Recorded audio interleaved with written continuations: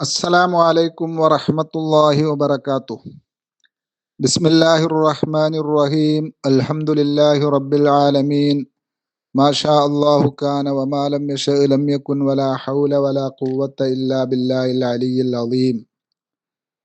ഏറ്റവും പ്രിയമുള്ള സഹോദരന്മാരെ, സഹോദരിമാരെ, പരിശുദ്ധ റമദാനിനോടനുബന്ധിച്ച് നാം പറഞ്ഞു വരുന്നത് ചെറിയ അമലുകളെ കൊണ്ട് വലിയ പുണ്യം നേടിയെടുക്കാവുന്ന കാര്യങ്ങളെക്കുറിച്ചാണ്.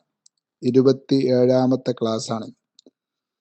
ബഹുമാനപ്പെട്ട ഇമാം തിർമിദി റളിയല്ലാഹു അൻഹു, ഇമാം ഇബ്നു മാജ റളിയല്ലാഹു തആല അൻഹു ഒക്കെ റിപ്പോർട്ട് ചെയ്ത ഹദീസിൽ കാണാം, അൻ സയ്യിദിന അബ്ദുല്ലാഹി ഇബ്നു സലാമിൻ റളിയല്ലാഹു തആല അൻഹു ഖാൽ ഖാല റസൂലുള്ളാഹി സ്വല്ലല്ലാഹു അലൈഹി വആലിഹി വസല്ലം.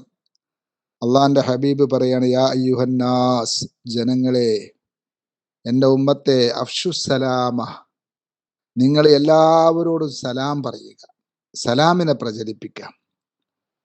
വഅത്വഇമുത്ത്ആമ, പാവങ്ങൾക്ക് ഭക്ഷണം നൽകുക. പാവങ്ങളാവണമെന്നില്ല, ആർക്ക് ഭക്ഷണം നൽകിയാലും കൂലി കിട്ടും. വസിലു അൽ അർഹാമ, ബന്ധുക്കളുമായി നല്ല ബന്ധം സൂക്ഷിക്കുക, കുടുംബ ബന്ധുക്കളുമായി നല്ല ബന്ധം സൂക്ഷിക്കുകയും ചെയ്യുക.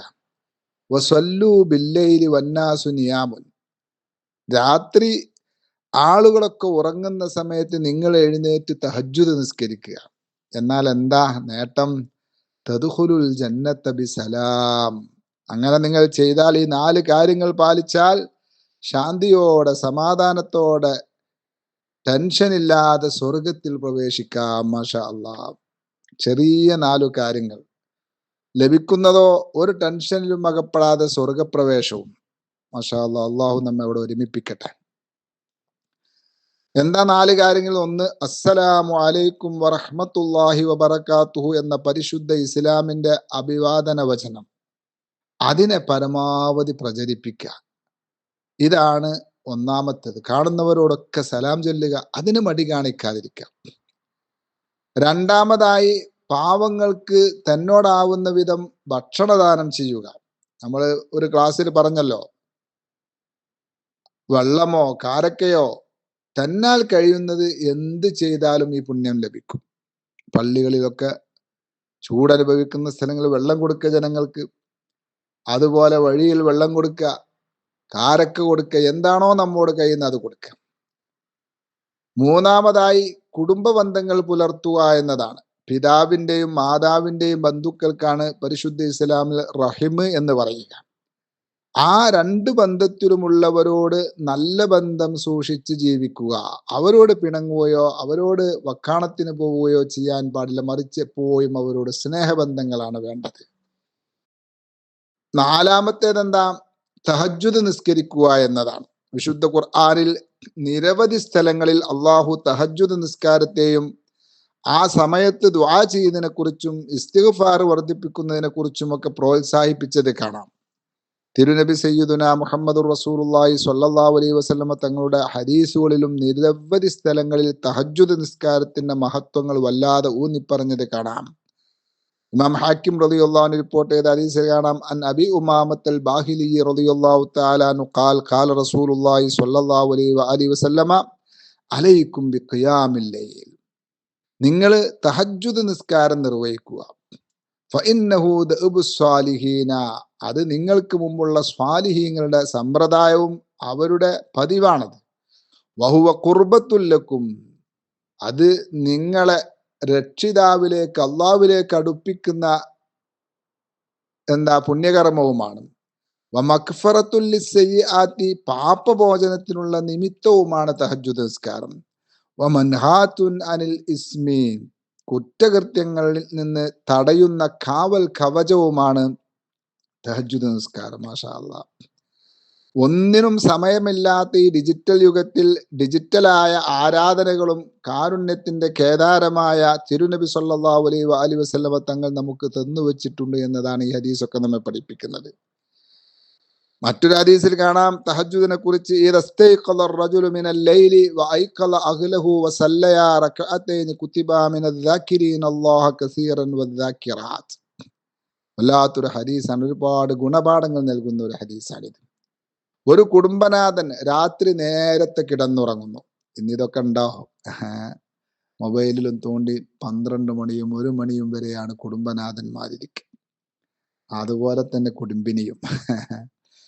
അപ്പൊ ഇത് എന്ത് ചെയ്യുന്നു? നേരത്തെ കിടന്നുറങ്ങുന്നു, എന്നിട്ട് എന്ത് ചെയ്യുന്നു? നേരത്തെ എഴുന്നേൽക്കുന്നു. പിന്നെ ഐക്കള അഖിലവ് തന്റെ ഭാര്യയെയും മക്കളെയും ഒക്കെ വിളിച്ചുണർത്തുന്നു. എന്നിട്ട് വസല്ലയാ റക്അത്തൈനി, ആ ഭാര്യയും ഭർത്താവും 2 റക്അത്ത് തഹജ്ജുദ് നിസ്കരിക്കുന്നു. മാഷാ അല്ലാഹ്, മാഷാ അല്ലാഹ്, തബാറക്കല്ലാഹ്. ആ രംഗം തന്നെ എത്ര മനോഹരമാണ്.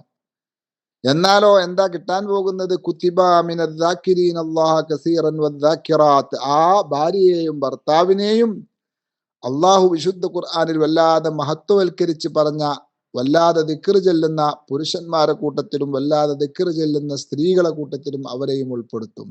എന്തേ ചെയ്തിട്ടുള്ളൂ? വെറും 2 റക്അത്ത് തഹജ്ജുദ് നിസ്കാരം.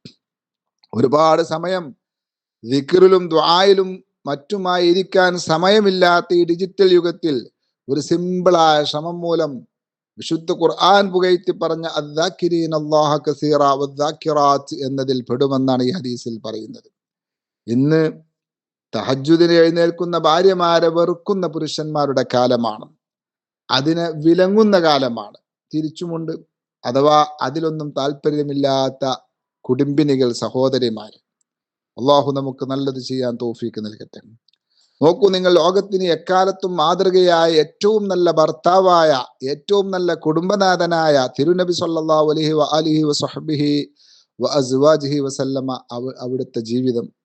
അതാ റളിയല്ലാഹു അൻഹു പറയുന്ന താബഈങ്ങളിൽപ്പെട്ട വലിയ മഹാനാണ്. ദഖൽതു അന വ ഉബൈദ് ഇബ്നു ഉമൈർ അലാ ആയിഷ റളിയല്ലാഹു തആല. ഞാനും ഉബൈദ് റളിയല്ലാഹു അൻഹും കൂടെ ഒരിക്കൽ ഉമ്മ ആയിഷ റളിയല്ലാഹു തആലാന്റെ അടുക്കലേക്ക് കടന്നു ചെന്നു. അപ്പൊ ഉബൈദുല്ലാഹി ഇബ്നു ഉമൈർ ചോദിച്ചു, ഹദ്ദിസീനാ ബി അഅജബ ഷൈഇൻ റഅയ്തിഹി മിൻ റസൂലില്ലാഹി സ്വല്ലല്ലാഹു അലൈഹി വസല്ലം. നിങ്ങൾക്ക് റസൂലുള്ളാഹിന്റെ കൂടെ ജീവിതം തുടങ്ങിയതിനു ശേഷം നിങ്ങൾ കണ്ട ഏറ്റവും ആശ്ചര്യമുള്ള ഒരു കാര്യം ഞങ്ങളോട് പറഞ്ഞു തരാം. നിങ്ങൾക്കത് വല്ലാത്ത അത്ഭുതവും ആശ്ചര്യവുമായി തോന്നിയ ഒരു കാര്യം ഞങ്ങളോട് പറയൂ. ഫബക്കത്ത്, ഉമ്മ കരഞ്ഞുപോയി എന്നാണ്. ഉമ്മുൽ മുഅ്മിനീൻ ആയിഷ ഉമ്മ റളിയല്ലാഹു അൻഹ ചോദ്യം കേട്ട് കരഞ്ഞുപോയി. അക്കാലത്ത് എന്നിട്ട് മഹദി പറയുകയാണ്, എൻ്റെ പ്രിയപ്പെട്ട ഭർത്താക്കന്മാരെ, പ്രിയപ്പെട്ട ഭാര്യമാരെ, നിങ്ങളൊക്കെ കേൾക്കുക. ഖാമ ലൈലത്തൻ മിനൽ ലയാലി ഫഖാല. ഒരു ദിവസം രാത്രി ഉറങ്ങാൻ കിടന്ന സ്ഥലത്ത് നിന്നിട്ട് എഴുന്നേറ്റ് നിബിതങ്ങൾ പറഞ്ഞു, യാ ആയിഷ, എൻ്റെ പ്രിയപ്പെട്ട ആയിഷു, അള്ളാഹുവിൻ്റെ റസൂലിൻ്റെ പ്രിയപ്പെട്ട പത്നിയാണ്, കൂടെ കിടക്കാൻ വല്ലാത്ത ഇഷ്ടമുള്ള ഭാര്യയാണ്. ദരീനി അതഅബ്ബദുൽ ലൈലത ലിറബ്ബി. ഇന്ന് എനിക്ക് അള്ളാഹുവിന് വേണ്ടി ഇബാദത്തിൽ മുഴുകാൻ പൂർണ്ണ സമയവും നിങ്ങൾ വിട്ടുതരുമോ? വല്ലാത്തൊരു ചോദ്യമാണിത്. 2 റക്അത്ത് തഹജ്ജുദ് നിസ്കരിക്കാനല്ല, എത്രയോ സമയം കഴിച്ചു കൂട്ടാൻ. ഖാലത്ത് ഖുൽതു വല്ലാഹി ഇന്നി ഉഹിബ്ബു ഖുർബക വ ഉഹിബ്ബു മാ യസുറുക. പ്രിയപ്പെട്ട ഹബീബായ നബിയെ, അങ്ങന്റെ ചാരത്തുണ്ടാകുന്ന എനിക്ക് വല്ലാത്ത ഇഷ്ടമാണ്. അങ്ങയോടൊപ്പമുള്ള ഈ കിടത്ത് അല്ലെങ്കിൽ കിടക്കൽ വല്ലാത്ത ഇഷ്ടമുള്ളതാണ്. എന്നാലോ അങ്ങേക്ക് ഇഷ്ടമുള്ളത് നിസ്കരിക്കുകയാണെങ്കിൽ അതെനിക്കും ഇഷ്ടമാണ്, എനിക്ക് സന്തോഷമാണ്. അങ്ങയുടെ താല്പര്യത്തിന് അനുസരിക്കുക എന്നത് എനിക്ക് വല്ലാത്ത ഇഷ്ടമാണ്. രണ്ടും എനിക്ക് ഇഷ്ടമാണ് എന്നർത്ഥം.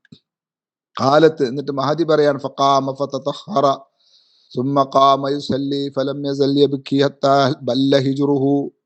ബഹുമാനപ്പെട്ട നബി സല്ലല്ലാഹു അലൈഹി വആലിഹി വസല്ലമ തങ്ങൾ വുളു ചെയ്ത് നിസ്കാരം തുടങ്ങി. അങ്ങനെ നിസ്കാരത്തിൽ കണ്ണുനീരൊലിപ്പിക്കുകയാണ്.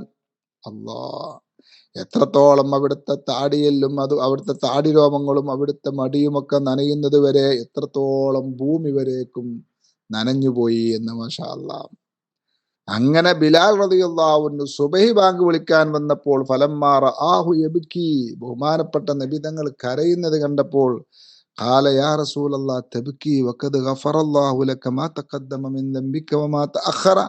കഴിഞ്ഞതും വരാനിരിക്കുന്നതുമായ പാപങ്ങൾ തന്നെ ഇല്ലാത്ത നബി തങ്ങൾ കരയുകയോ? അവിടുന്ന് പറഞ്ഞ മറുപടി എന്താ? അഫല അകൂനു അബ്ദൻ ഷകൂറ. എൻ്റെ ബിലാലെ, ഞാനൊരു നന്ദിയുള്ള അടിമയാവേണ്ടേ? എന്നാ ഹദീസ് ശകലം ഒന്ന് മനസ്സിലേക്ക് കൊണ്ടുവന്നു നോക്കുക. അഫല അകൂനു അബ്ദൻ ഷകൂറ. അതൊന്നിങ്ങനെ മനസ്സിലേക്ക് കൊണ്ടുവരാ. ഈ ചോദ്യം നാം നമ്മോട് ചോദിക്കുക. അഫല അകൂനു അബ്ദൻ ഷകൂറ. നമുക്ക് അല്ലാഹു തന്ന എണ്ണിത്തീർക്കാൻ കഴിയാത്ത അനുഗ്രഹങ്ങൾക്ക് ആനുപാതികമായി നാം നന്ദി ചെയ്യാറുണ്ടോ? നാം എന്നെങ്കിലും നമ്മിലും നമ്മുടെ മാതാപിതാക്കളിലും ഭാര്യമക്കളിലും ജീവിതത്തിലും വീട്ടിലും ജോലിയിലുമൊക്കെയുള്ള അള്ളാഹുവിന്റെ കാരുണ്യവും അനുഗ്രഹവും നിഅമത്തും എന്നെങ്കിലും നാം എണ്ണി നോക്കിയിട്ടുണ്ടോ?